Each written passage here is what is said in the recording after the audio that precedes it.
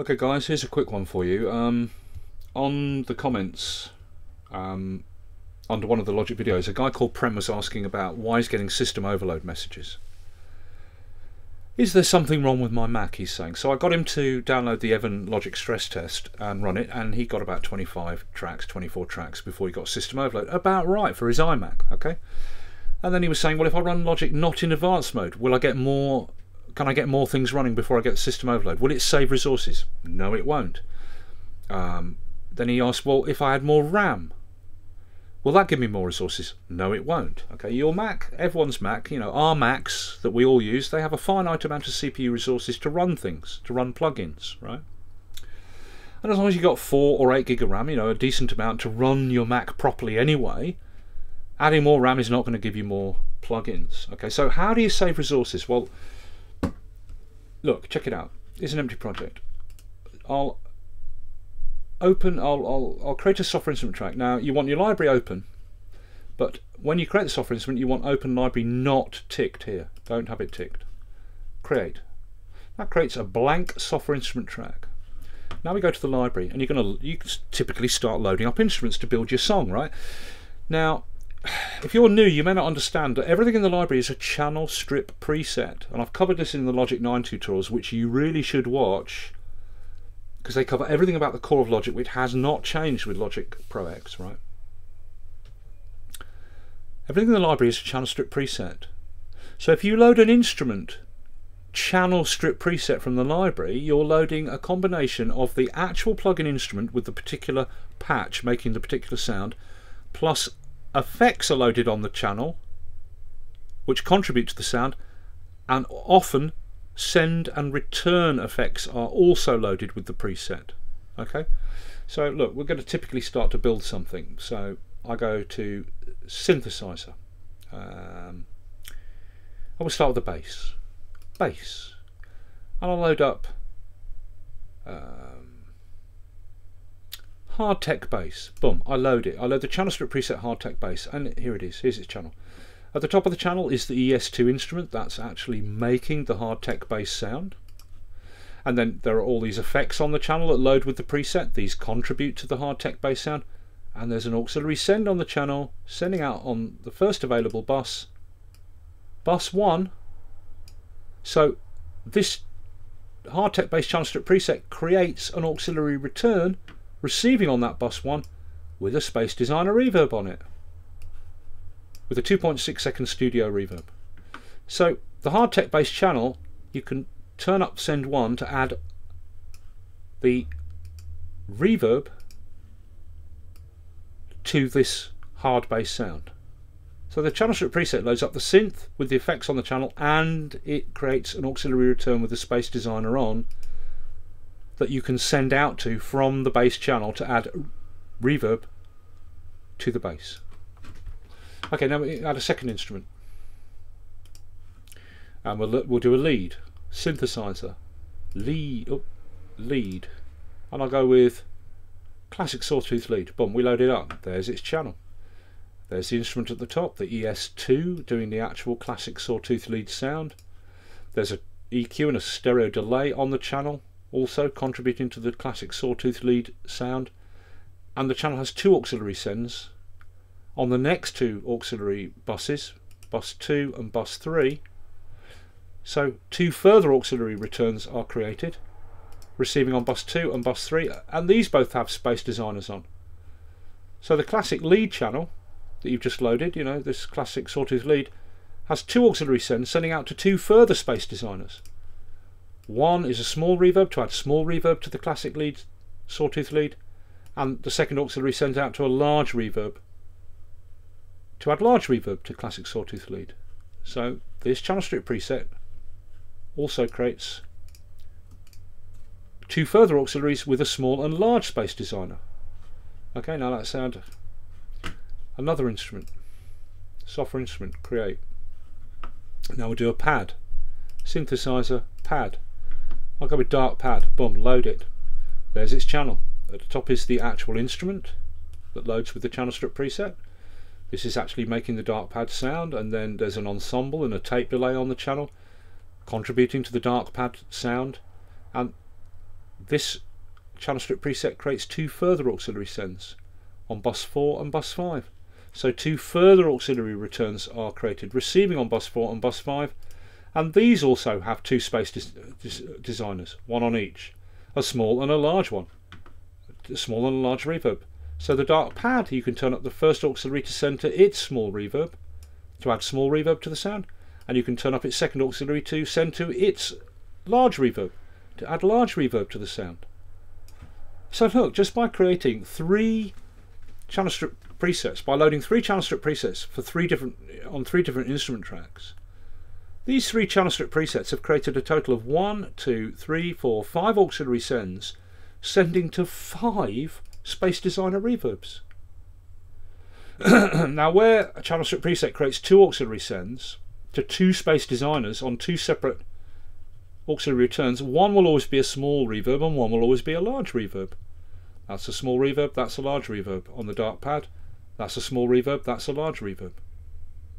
Okay, so here's the 2 auxiliary returns for the classic lead. One's a small reverb, one's a large reverb. Here's the 2 auxiliary returns for the dark pad. One's a small reverb, one's a large reverb, right? So just by loading up 3 channel strip presets on 3 instrument tracks, we've got 5 Space Designer reverbs. Okay, so the way to save resources is this: you create the core instruments for your song, okay, and then you select all the channels for your core instruments. That's the channels with the actual instruments at the top, okay, and you look at the sends and you find the 2 lowest sends. In this case, bus 1 and 2 are the 2 lowest sends. Then you go across to the right side of the mixer and you look for the auxiliary returns which have Space Designers on, and you find the 2 with the lowest bus numbers, bus 1 and 2. The others, delete them. Just select them, backspace and delete. And this thing pops up about, do you want to delete them because they're receiving signals from an active bus routing? Delete anyway. Boom, they're gone, and we're left with 2 Space Designers on the 2 lowest buses. Now the first one here, open the Space Designer and load up a small reverb, whatever you want, a room, a hall or a plate.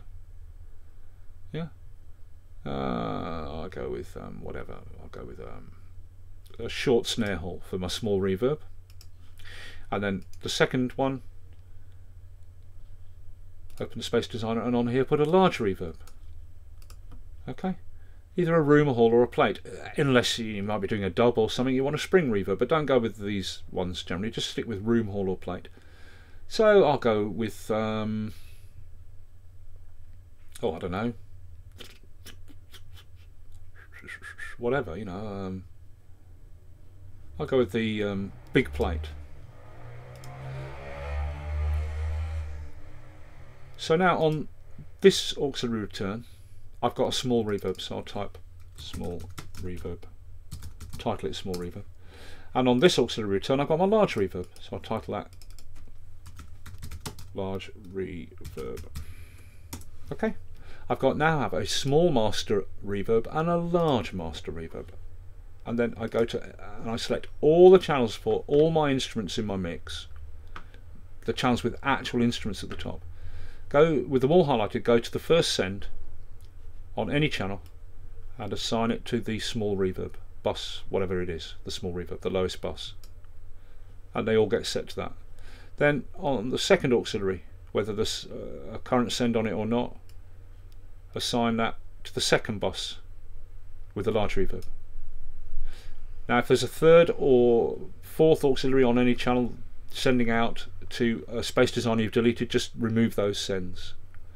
And now all the instruments in your mix have got 2 auxiliary sends, and you can add a small reverb or large reverb to anything in your mix, and then you just choose the small and large reverbs, choose the presets to suit the mix you're doing.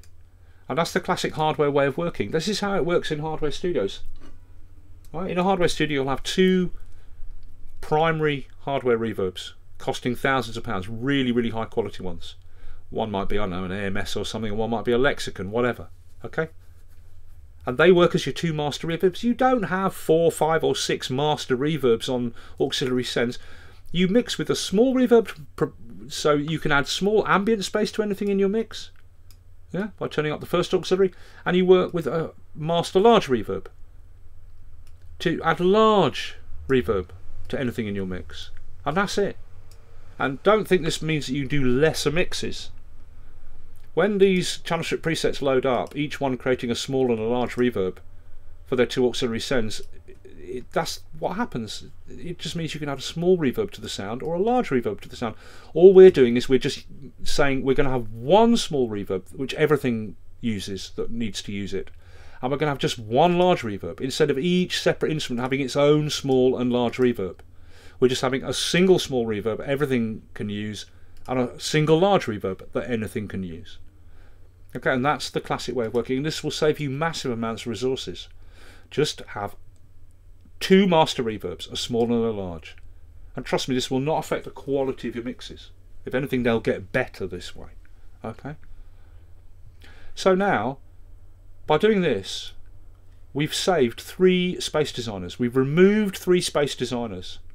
Instead of having the classic lead and the dark pad each having their own large and small reverb, we've now just got them both sharing the same small and large reverb if they want to use them. We've saved 3 space designers. That's a lot of stress. And we've saved 3 space designers just with 3 instrument tracks. Now this will save you massive amounts of resources. Yeah? Work like that, the classic hardware way. Your mixes will improve, and you will save a lot of resources. And then, you know, once you've got your mix together with more and more instruments and things, if you've got CPU resources left over and you really feel, well, you know what, on that snare or on that that kind of pattern sound with a percussive type synth, I want a very specialist gate type reverb or very harsh sort of metallic room reverb or something on that, then insert the reverb doing one specialist sound on one particular thing, insert it as an insert effect onto the actual channel of that instrument. You know, but always just work with a small and large master reverb like that, okay? And you will save a lot of resources and your mixes will sound more unified and better, okay?